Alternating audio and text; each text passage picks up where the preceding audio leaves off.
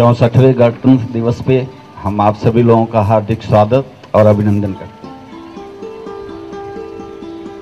वात्सल्य ग्राम के इस प्रांगण में मौजूद हमारे विद्यालय के सभी शिक्षक शिक्षिकाएं तथा प्यारे बच्चों,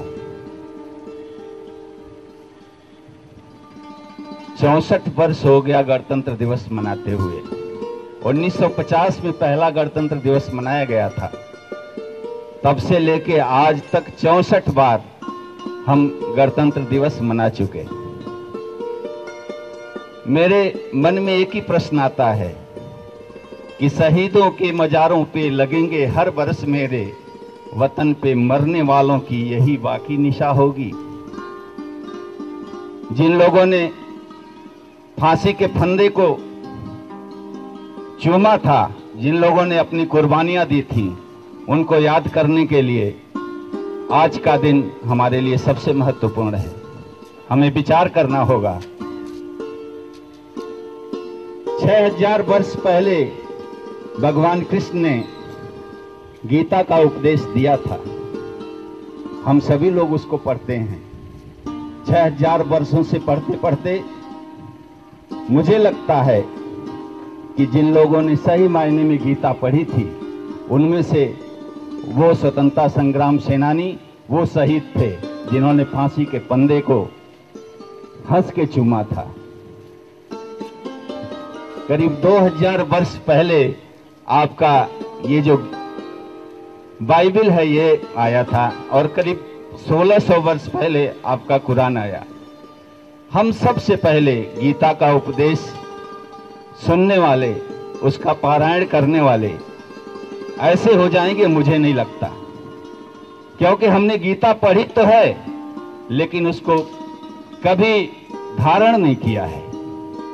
क्योंकि गीता में लिखा है कि नैनम छिद्दन्ति शस्त्राणि नैनम दहति न पावक।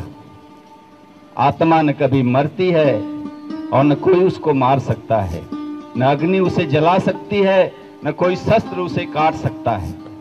फिर हम इतने बुज़दिल कैसे हो गए? 150 वर्ष गुलाम रहे। गुलामी के बाद मुझे आजादी मिली और आजादी के बाद हम अपने को इस तरह आजाद समझते हैं। क्या व्यवहारिक हैं हम? क्या हमने गीता का पारायण सही मायने में किया? हम अपने झंडे का सम्मान करते हैं। हमें एक एक चीज की जानकारी होनी चाहिए। मैं बार बार कहता हूं कि हमेशा जो भी करिए मन से करिए। बेमन की चीज समझ में आ जाती है। मन से करने के लिए हमेशा किसी भी चीज का चिंतन करना चाहिए, उसके बाद उस कार्य को करना चाहिए। मैं तो यहां तक सोचता हूं कि जीवन के जिस क्षेत्र में, कर्म के जिस क्षेत्र में जो व्यक्ति जहां है वो अपना कार्य ईमानदारी से करे। क्योंकि दुनिया को आप झुटला सकते हो, उस परमेश्वर को झुटला नहीं सकते जिसने आपके पैदा होते ही अपने कैमरे को आपकी आंखों में फिट कर दिया है। आपके दिल में ऐसे चिप्स लगा दिए हैं कि आप जो सोचते हो उसको पता चल जाता है और उसके बाद वो आपका परिणाम लिखता है कि आपको कहां बैठना है, आपको क्या करना है। मेरे समझ से ईमानदारी से कार्य हर व्यक्ति को करना चाहिए, दिखावा नहीं करना चाहिए। आजादी के उन शहीदों को मैं बार बार नमन करता हूं जिन्होंने फांसी के फंदे को हंस के चूमा था। सागर की उत्ताल तरंगों पे पौरुष के अभिलेख लिखने वाले वीर सावरकर को हम भुला नहीं सकते। मेरे शरीर में उन्हीं का खून बह रहा है। मैं जब भगवा को देखता हूं, श्रद्धा से मेरा मस्तक झुक जाता है, क्योंकि भगवा हमारा सबसे ऊपर है। तिरंगे में भगवे का रंग सबसे ऊपर है। वो बसंती चोला जिसको पहन के हमारे शहीदों ने अपने देश को माँ की तरह, अपनी ममत्व को, अपनी आंचल को ऐसे पकड़ा जैसे उनको इसके बाद किसी और को पकड़ने की जरूरत नहीं। मैं बार बार उन शहीदों को नमन करता हूँ और एक ही चीज कहूंगा कि सब कुछ बनना आसान है, लेकिन एक मुकम्मल इंसान और एक अच्छा इंसान बनना बहुत मुश्किल काम है।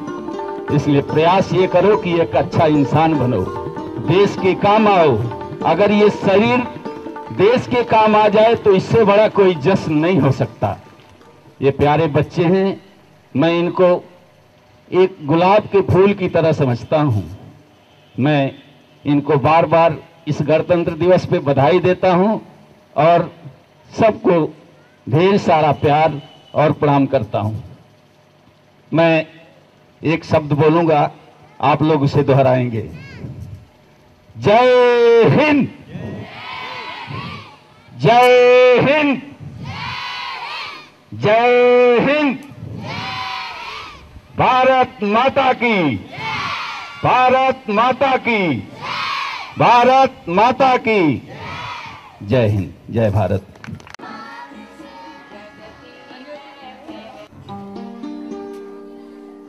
पहले तो मैं दादी को प्रणाम करता हूँ। मुझे लगता है कि इतने दिनों बाद दादी को मैं अपने बीच में देख रहा हूँ और खास करके इस आयोजन पे 64वें गणतंत्र दिवस पे मैं सभी लोगों का स्वागत, हार्दिक अभिनंदन और वंदन करता हूँ कि आप सभी लोग यहाँ उपस्थित हैं। मैं एक ही चीज बार बार देखता हूँ और मेरी समझ में आता है कि प्रतिभा किसी भी संसाधन की मोहताज नहीं होती।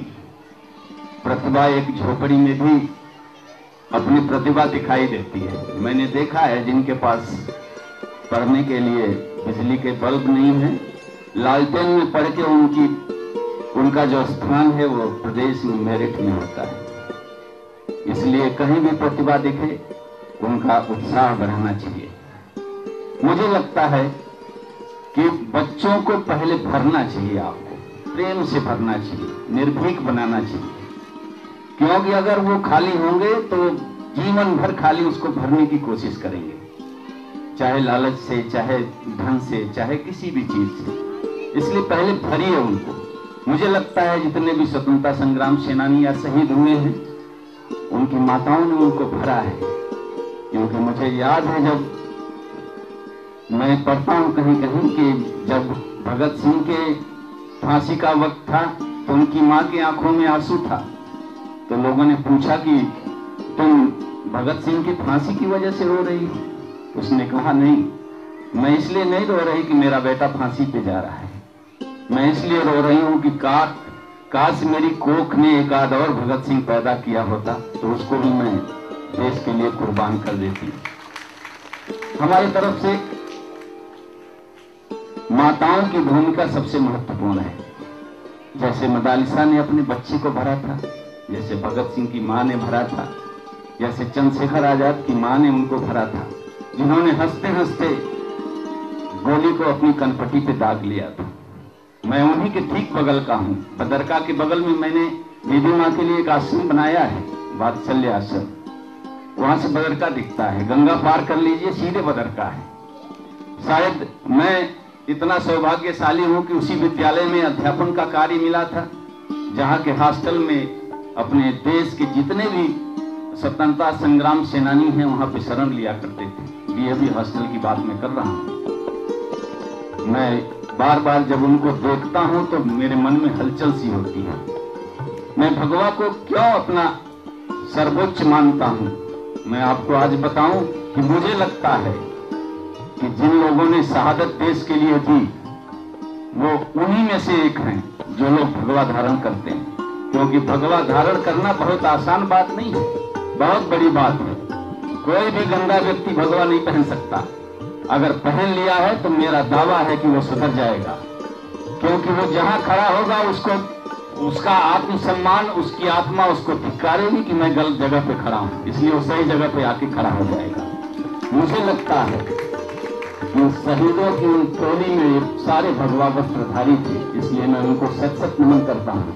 और दीदी माँ के पल्लों में मैं आज से नहीं 28 वर्षों से बंधा हूँ। और एक छोटी सी बात जो मुझे आज तक ये बार बार प्रेरणा का स्रोत बनती है कि कौन यहाँ है जिसे अपने प्राणों से प्यार नहीं है।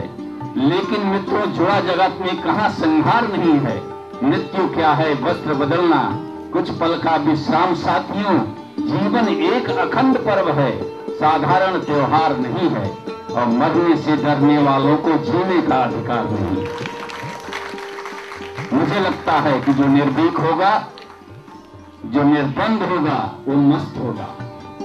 वो किसी भी सही बात को सही कहेगा और गलत को गलत कहेगा, चाहे उसके लिए उसकी मौत हो जाए। मैं मानता हूं कि जीवन आज है, अगर हम खत्म हो जाते हैं तो कल फिर पुनः नया जीवन शुरू हो जाएगा। इसलिए मरने से डरने की कोई बात नहीं है। देश की बात हो, समाज की बात हो, अपने धर्म की बात हो, उसके लिए अगर कुर्बान होना पड़े तो एक बार नहीं 100 बार कुर्बान होने की दम रखनी चाहिए। मैं आप सभी लोगों को इस अवसर पर बहुत बहुत बधाई देता हूं और ये निवेदन करता हूं कि हमको लगता है कि दुनिया का या अपने देश का इससे बड़ा कोई त्योहार नहीं है और इसमें मन से, दिल से इस त्योहार को मनाना चाहिए।